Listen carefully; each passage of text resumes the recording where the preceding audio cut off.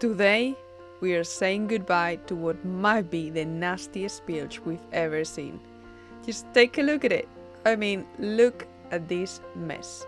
It stank, it was rotten, choked with grease and fuel, and totally beat up. It took way longer to restore than we ever imagined, but now it's time to bid farewell to this stinky, rotten bilge. And before we dive in, here's a little challenge for you.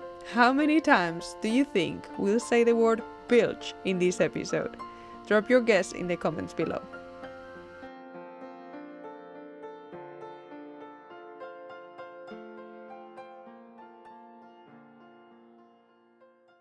Welcome back to our bilge restoration project. This is how it's gonna be called from now on because this bilge is taking forever.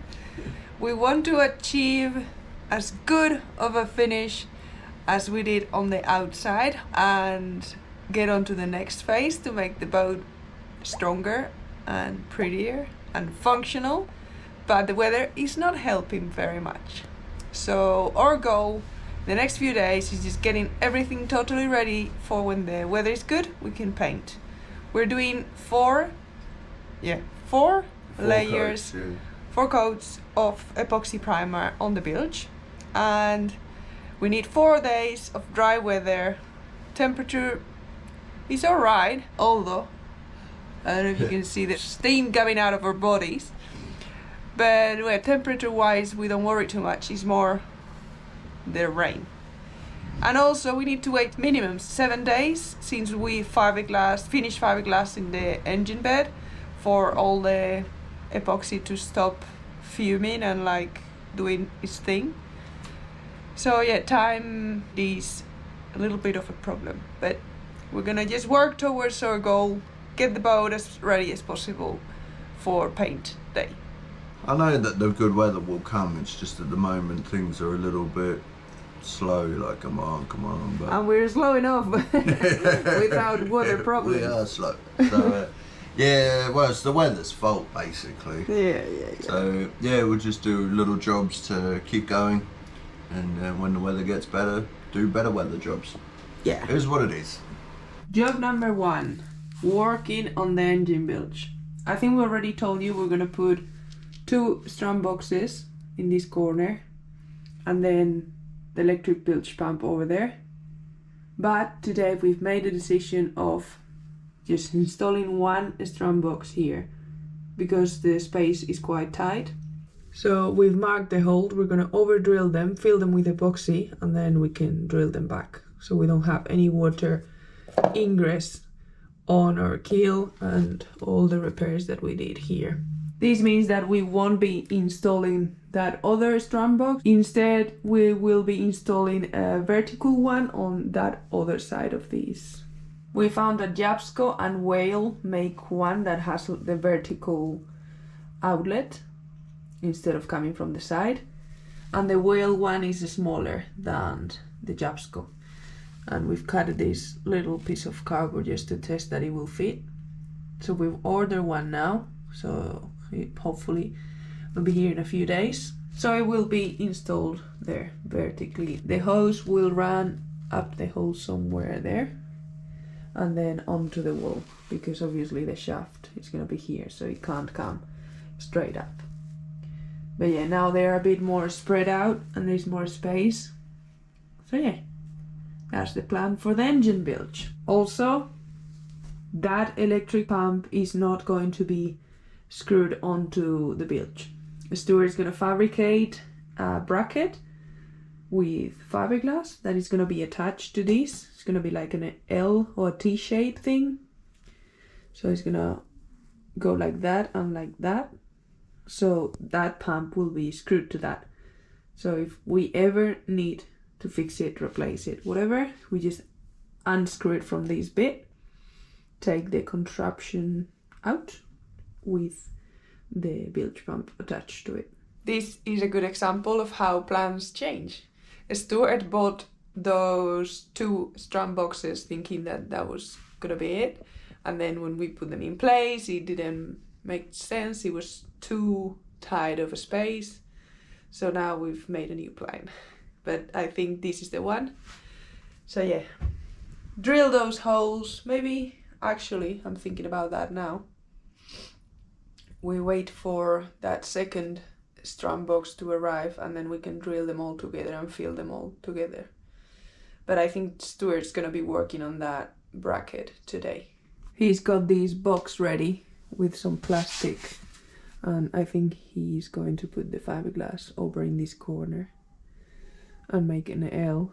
And whilst he's doing that, I'm gonna be working a little bit in the anchor locker, finishing it up so it's all ready to paint. There used to be quite a chunky anchor roller on the front, and we took it off because we didn't like it, and it was attached with 4 bolts on each side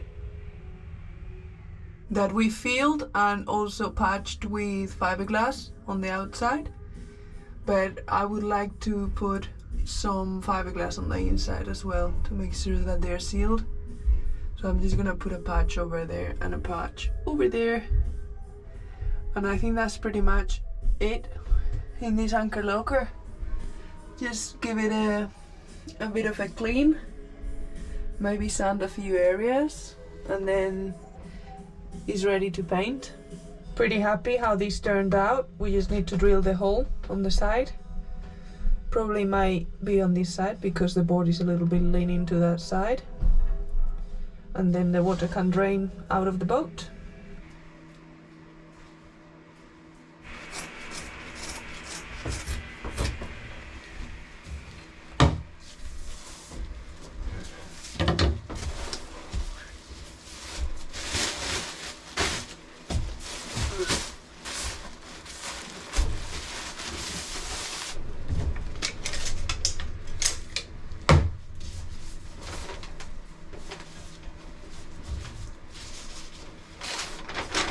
So it's probably going to look a little bit rough to begin with. I'm just going to laminate these 2 bits together and bend them in half. Never made anything like this, so yeah. You could watch a YouTube video or you can just have a go yourself. So let's have a go. Alright. Now I've just got to a little bit of peel pie. Marina, please, I'm recording. Okay. Do you want to bring that box? Can you bring us another piece of plastic now? I'll stick these 2 together, bend them like that, and then that'll probably be job done. That is very typical of Stu. He would start a job 350. without everything he needs to do the job. No, you don't need everything all at once. We started fixing a boat and we know nothing about boats. What's this like? Oh yeah, cheers. Well, yeah, but there's like a big chunk, so just fold it in many. Oh no, yeah. You don't need a lot. I need that tape measure for 1 more measurement, honey. No, literally. Okay. Well, you know, you have your own, Marina. No, I don't. Yeah, you do. You left it at home. Remember, you used to always Because carry it around. Yeah, but we use it at home as well. There, so maybe you start buying your own tools instead of using Stu's. Whose is that, mine or yours? Well, I'm gonna give myself my own measuring tape. Yeah, well, you can. Don't you worry. Nah, you're alright. I just need 350 measuring from one end. Not an exact size. Yeah, about there. So that's basically what we're making. And then we'll mount the bilge pump here and the float switch down here. Basically like adult paper mache, really. Instead of covering balloons to make funny faces, funny heads even, we make stuff that we might later rely on. Oi. So slowly, as I said, this thick stuff takes ages to soak through. But once it does, it's actually really nice stuff. Yeah, I enjoy working with it. Once it soaks through, you can manipulate it quite well. I'm just chatting whilst doing this. It's really not that interesting a job of making an L shape.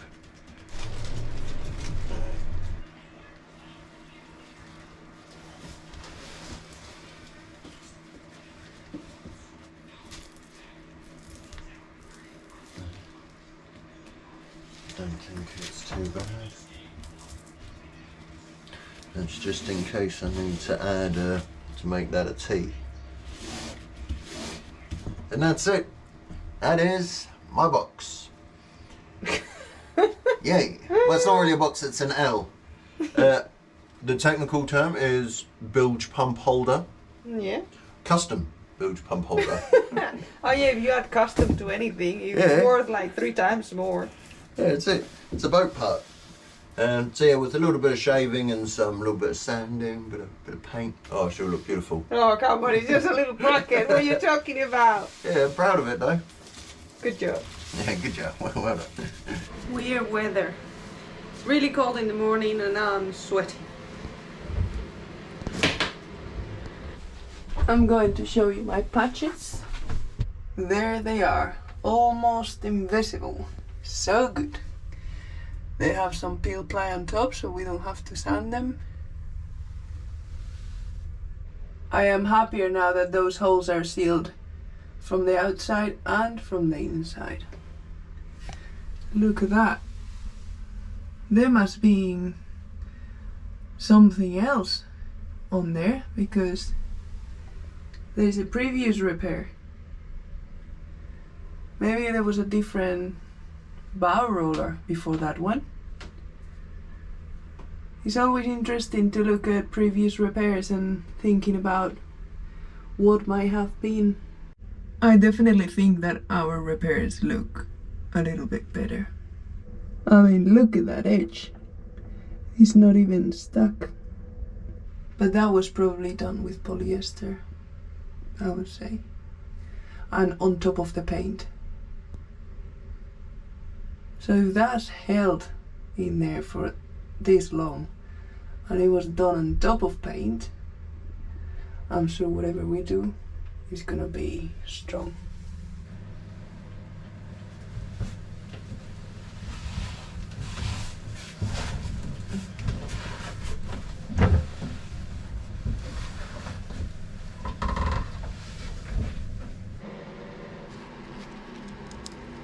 Stuart has done most of the sanding of the big areas, but now we've got all the little corners and edges down the bottom there, all the tricky bits, which is a bit annoying, but it needs to be done.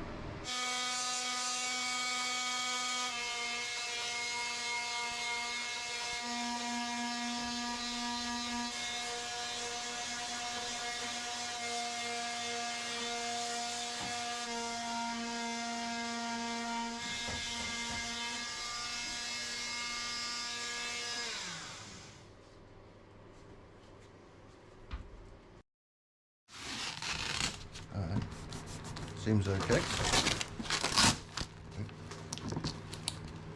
Ow. That's fine.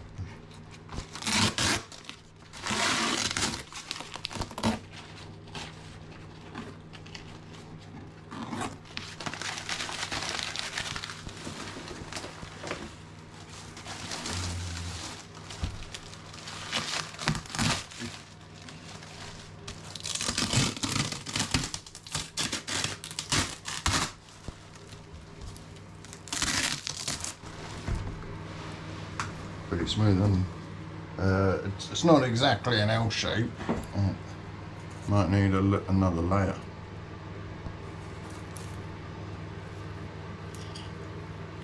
Yeah, it looks like I'm gonna have to put another. Yeah, that looks too flexible. It needs to be thicker. Yep.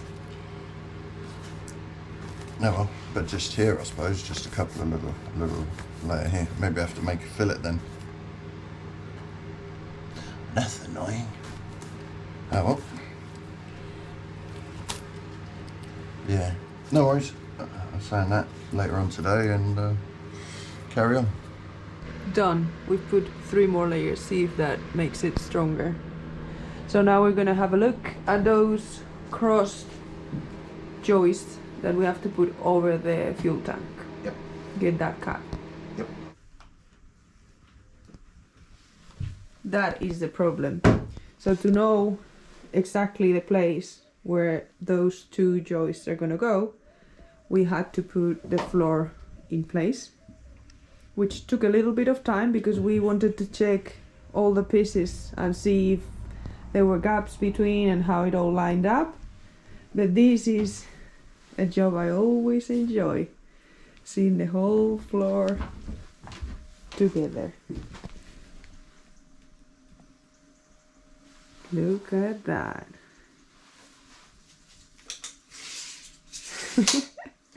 Nice. So yeah, let's take measurements. So we take this one off. Oh, pretty tight in place. Pretty good job. This is just the subfloor. There will be another layer going on top that hopefully will look slightly better. And?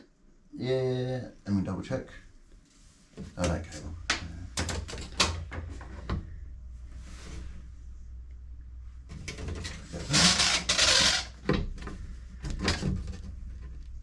It's about 1/2 mil.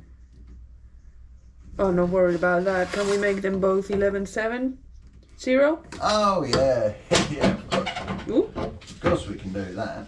1170, cool. The middle floorboards will be able to be moved out of the way for access to the tanks, and hopefully with a little bit of chopping, which we won't know until we start building the galley, if the diesel tank will be able to be lifted out with a small amount of disassembly. if the tank breaks, you mean, right? Well, just in case there's a big problem, yeah. Yeah.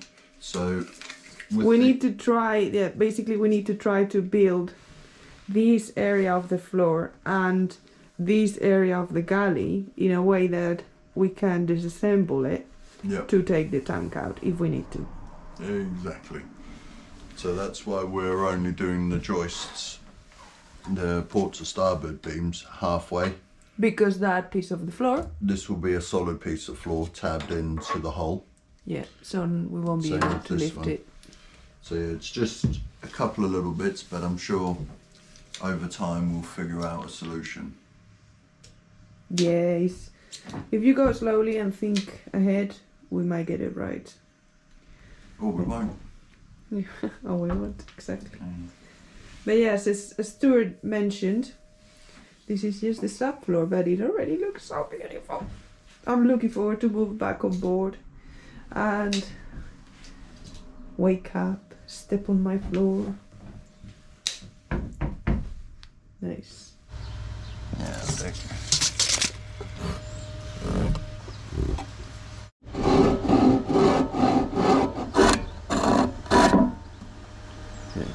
I can never get it perfect. Pretty terrible at cutting. Look at that, it's terrible. Can I try? Yeah, go on, look yourself out.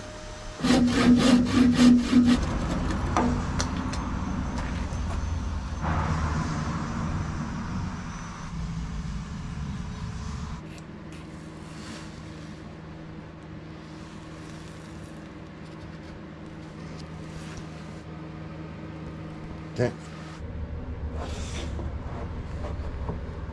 So these are the things that you don't realize until you start putting things together. So here we're gonna have to cut a little area. Yeah, a little crescent out of it. Because we need to be able to take that inspection hatch off in case we need to inspect. So that's gonna go like that. We just need to chisel out those sections so they slot in place.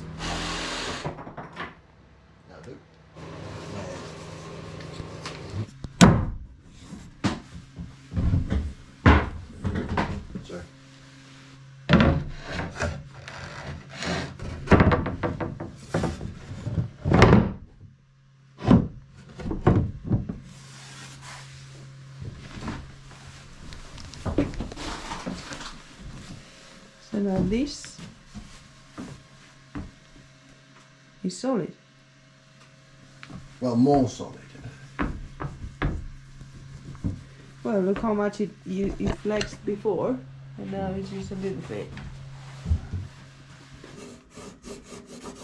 That's that. So we've got to.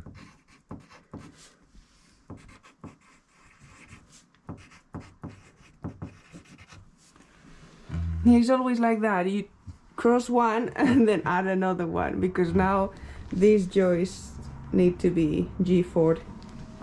So you can see this one is kind of jello, this one is not, and it's because we need to coat it. So that is the list of jobs we need to do before we paint and before we get the engine in. We are having some work done in our garden. No, they're just fixing some cabling at the moment in the yard. And the cats love the sand. There is one behind the piles playing around. Hey, kitty cat.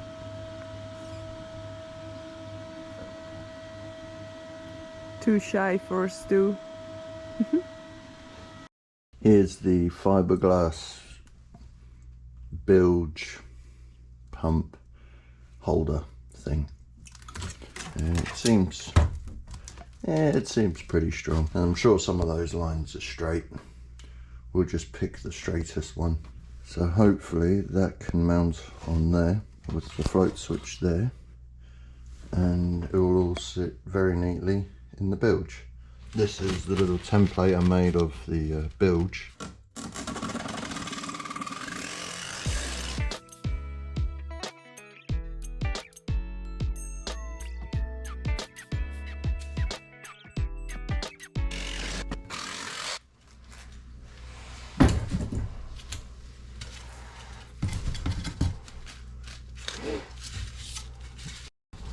Now let's go see if it fits. So I'm here struggling, trying to get it nice and neat to sit in the bilge, and I'm just thinking to myself, why? I can just square it off. So it sits fine on the top edge, so instead of trying to make that all pretty, I could cut it straight and save myself a lot of toing and froing. So I think that's what I'll do. Keep it simple.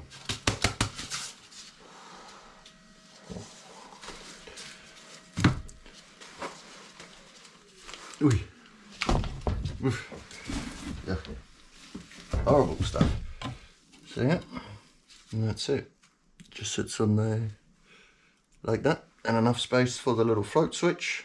Probably sits, say, 8mm. No, not even a centimetre off the bilge itself, but it'll be okay. So now all I've got to do is pull that out,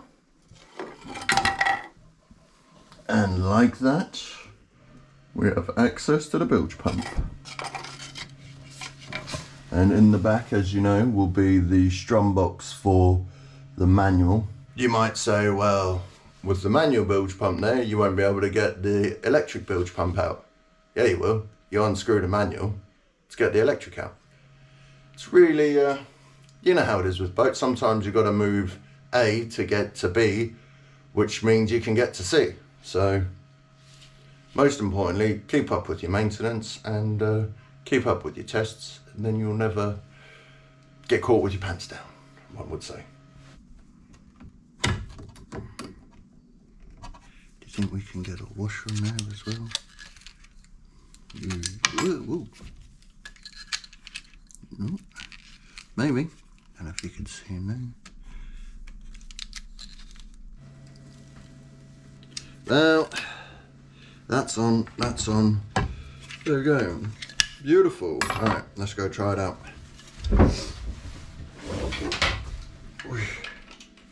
Okay. Put a couple of bolts in there, maybe. Let's have a look.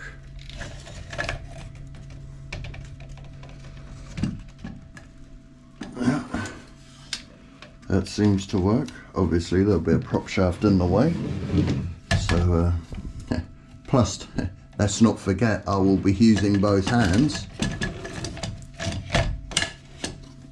Oh, look at that, eh?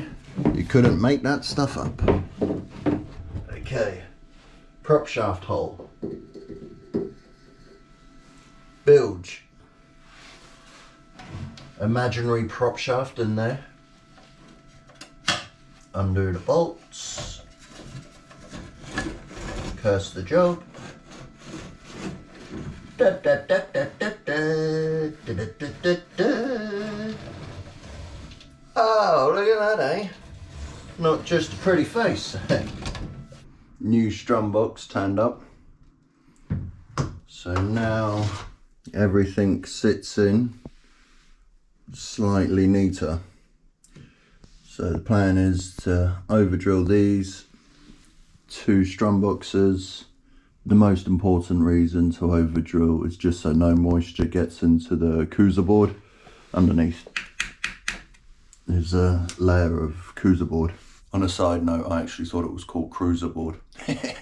Yeah, never come across the stuff before, so it's pretty good stuff.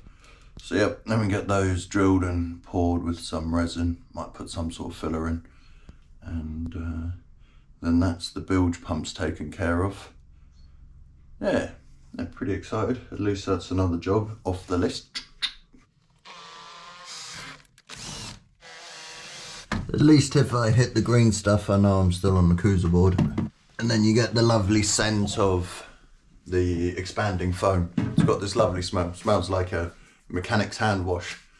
Yeah, reminds me of being a kid and helping my dad in the garage. Okay, so let's get those filled up.